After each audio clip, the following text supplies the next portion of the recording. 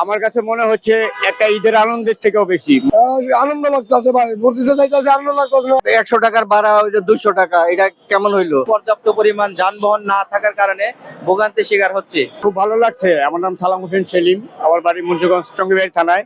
আমি এখন রাজেন্দ্রপুরে যাব, ওখান থেকে আমার ফ্যামিলির সবাই নিয়ে রিজার্ভ গাড়ি নিয়ে তারপরে বিক্রমপুরে চলে যাব। কারণ আমার কাছে মনে হচ্ছে একটা ঈদের আনন্দের থেকেও বেশি মানুষ এতটা কষ্ট করে এই যে দেশে যাচ্ছে শুধু তার নিজের অধিকার আদায় করার জন্য, সে তার নিজের ভোটটা দেওয়ার জন্য। অনেক দিন পরে সুযোগ পাইছে বাংলাদেশের মাটিতে তার নিজের ভোটটা দেওয়ার জন্য। মানুষ অনেক কষ্ট করে দেশে যাইতেছে, তাদের সাথে সাথে আমরাও যাচ্ছি। আমরা যোগ্য প্রার্থী হিসাবে নির্বাচিত করব। আনন্দ লাগতেছে ভাই, ভোট দিতে যাইতেছে, আনন্দ লাগতেছে না। হলে সুস্থ মতো যদি ভোট হয় তাহলে আমরা দেশের সবাই সুখে থাকবো ইনশাল্লাহ। আর এই যে গাড়ি ভাড়া অনেক ডবলে তো গাড়িও পাইতেছি না ভাই, তাহলে আমরা যাবো কি করে? প্রায় তো 3 ঘন্টা ধরে অপেক্ষা করতে আসছি, এখানে গাড়ি আসতেছে না। দীর্ঘ 17 বছর পর আমরা ভোট দিতে যাচ্ছি, আমাদের সবারই খুব ভালো লাগছে।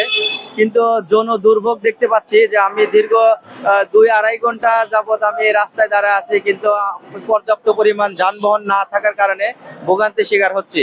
এই জিনিসটা থেকে যদি বর্তমান তত্ত্বাবধায়ক সরকার থেকে যদি কোনো উদ্যোগ নিত যে সবাই কে গাড়ি বাসের মানে যে সুব্যবস্থা করে দিত স্পেশালি নির্বাচনের জন্য, এবং বা নির্বাচন কমিশন থেকেও যদি দিত, তাহলে অনেকটাই জন দুর্ভোগ কমে যেত।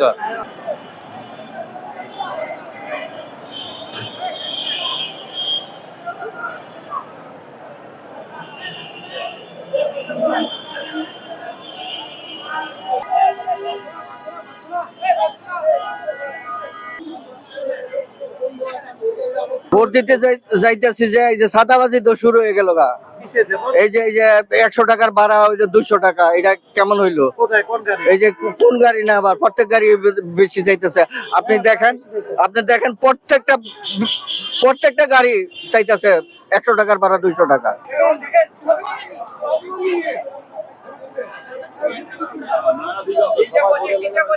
খুব ভালো লাগছে।